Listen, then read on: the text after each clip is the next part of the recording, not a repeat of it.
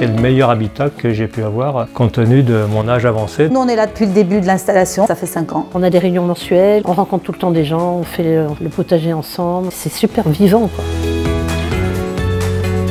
Ce qui me plaît dans l'habitat coopératif, c'est les interactions qu'il y a entre les différentes générations. Ça crée une richesse et une ouverture sur d'autres centres d'intérêt auxquels on n'avait pas forcément pensé au début. On se prend en charge vraiment et on est tous acteurs de notre vie ici. Il y a une implication, on fait attention à notre environnement dans la façon de faire, de pratiquer. On est des habitants acteurs, on veut agir modestement sur le quartier.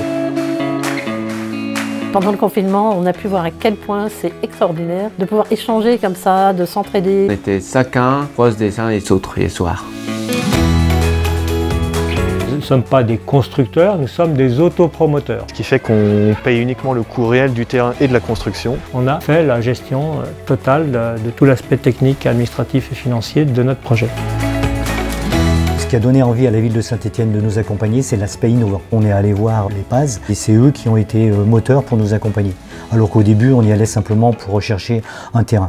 À Saint-Étienne, nous avons un intérêt particulier pour l'habitat participatif. Nous souhaitons avoir des logements adaptés aux besoins des habitants afin de favoriser notamment la mixité d'usage et la mixité sociale dans les quartiers et avoir véritablement des habitants qui puissent s'épanouir dans ces logements. Nous avons conscience de la complexité de ce type de projet et afin de favoriser l'émergence et la réalisation des projets édifiés par chaque groupe, l'accompagnement d'un acteur public semble essentiel. Nous avons souhaité accompagner des groupes dans leur démarche pour trouver un habitat participatif. Pour cela, nous avons fait appel à une professionnelle de ce type d'habitat qui aujourd'hui les accompagne, favorise la cohérence de ces groupes et va les accompagner dans l'ensemble des démarches. Et puis enfin, en tant qu'aménageur de la ville de Saint-Étienne, nous avons des terrains qui vont pouvoir leur être proposés. Il y a des deux garçons. Ah, Nicolas! Moi, je suis contente parce que je suis avec elle habite en face. C'est bien d'être acteur dans le partage. On a notamment des amis qui projettent de venir compléter ici la zone d'activité, être un nouveau moteur de cet espace. La construction réalisée amène un plus au quartier en tant que bâti et puis en tant qu'humain, c'est sans doute vrai aussi parce qu'il y a des échanges qui se sont passés avec le voisinage. Les amis qui viennent nous voir au Castor trouvent ces habitats intéressants.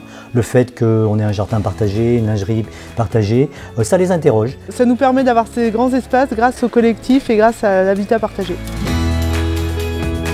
Avec d'autres amis, on avait envie d'aller plus loin dans le vivre ensemble et on a un projet du coup qui s'appelle Seul en Ville. L'idée c'est d'être 5 foyers. Ce qui changerait, c'est vraiment un engagement un peu à céder jusqu'au bout pour les 20 ou 30 ans à venir. Au cœur d'un quartier populaire, ça amène de la mixité sociale. Cet habitat, il est possible où qu'on soit. Ça peut être à la campagne, ça peut être en ville, on peut être moteur de son territoire à ce moment-là.